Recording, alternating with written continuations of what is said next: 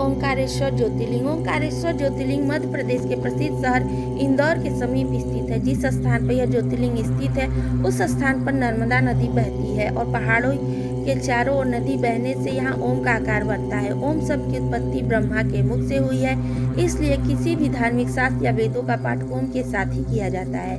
यह ज्योतिर्लिंग ओंकार अर्थात ओम का आकार लिए हुए, इस कारण इसे ओंकारेश्वर नाम से जाना जाता है। इसे ममलेश्वर नाम से भी जाना जाता है। यह ज्योतिर्लिंग मध्य प्रदेश में पवित्र नर्मदा नदी के तट पर स्थित है। इस स्थान पर नर्मदा के दो धाराओं में विभक्त हो जाने से बीच में एक टापू सा बन गया है। इस टापू को मंधाता पर्वत या शिवपुरी कहते हैं। नदी की एक धारा इस पर्वत के उत्तर और दूसरी दक्षिण होकर बहती है। दक्षिण वाली धारा ही मुख्य धारा मानी जाती है। इसी मंधाता पर्वत पर श्री ओंकारेश्वर ज्योतिर्लिंग का मंदिर स्थित है। पूर्व काल में महाराज मंधाता ने इसी पर्वत पर अपनी तपस्या से भगवान शिव को प्रसन्न किया था।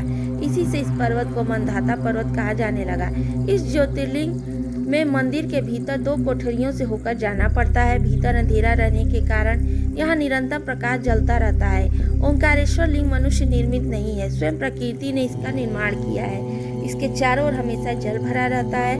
संपूर्ण मंधाता पर्वत ही भगवान शिव का रूप माना जाता है। इसी कारण इसे शिवपुरी भी कहते हैं। लोग भक्ति पूर्वक इसकी परिक्रमा करते हैं। कार्तिकी पूर्णिमा के दिन यहाँ बहुत भारी मेला लगता है। यहाँ लोग भगवान शिव जी को चने की दाल चढ़ाते हैं। रात्रि की शिव आरती का कार्यक्रम बड़ी भव्यता के साथ होता है। तीर्थ यात्रियों को इसके दर्शन अवश्य करने चाहिए। श्री ओंकारेश्वर ज्योतिर्लिंग के दो स्वरूप हैं। एक तो ममलेश्वर के नाम से जाना जाता है।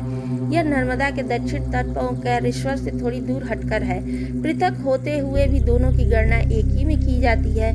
लिंग के दो स्वरूप होने की कथा पुराणों में इस प्रकार दी गई है। एक बार विंध्य पर्वत ने पार्थिव अर्चना के साथ भगवान शिव की 6 मास तक कठिन उपासना की। उनकी इस उपासना से प्रसन्न होकर भूत भावन शंकर जी वहां प्रकट हुए। उन्होंने विंध्य को उसके मनोवांछित वर प्रदान किए। विंध्याचल की इस वर प्राप्ति के अवसर पर वहां बहुत से ऋषिगण और मुनि भी पधारे।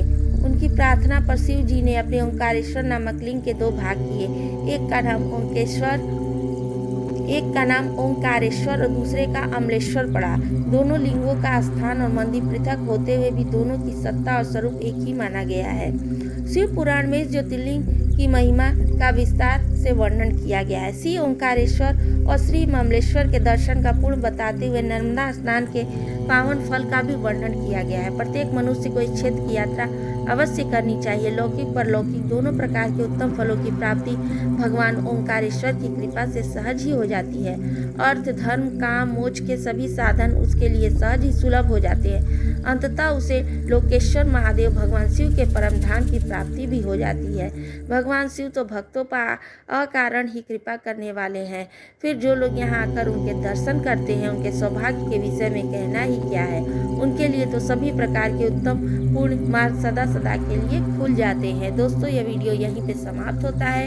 अगर आपको ये वीडियो पसंद आया तो मेरे वीडियो को लाइक करें, शेयर करें, कमेंट बॉक्स में कमेंट करें। हर हर महादेव।